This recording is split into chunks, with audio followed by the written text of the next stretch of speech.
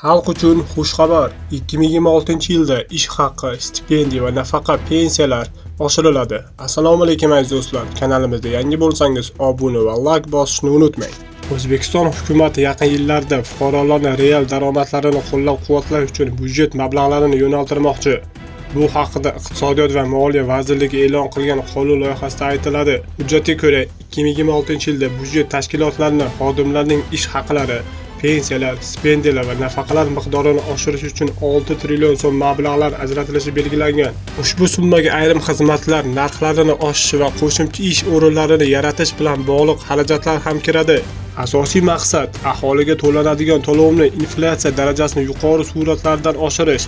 Prognozlarga ko'ra 2026-yilda O'zbekistonda iste'mol narxlarini oshish darajasi taxminan 7% ni tashkil qiladi.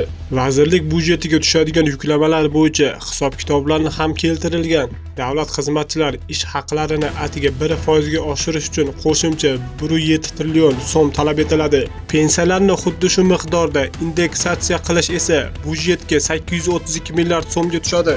Ish haqiga doir xarajatlar hamon byudjetning eng katta bandlaridan biri bo'lib qolmoqda. 2026-yilda maoshlar va ijtimoiy soliq uchun 172 trillion so'm yo'naltirilishi rejalashtirilgan. Bu 2025-yil uchun tasdiqlangan ko'rsatkichlardan 18 trillion so'm ko'p. Stipendiyalarni to'lash uchun 2 trillion so'm ajratildi. Pensiya to'lovlari 86 trillion so'mni tashkil etadi. Nafaqalarga esa 14 trillion so'mdan ortiq mablag' yo'naltiriladi.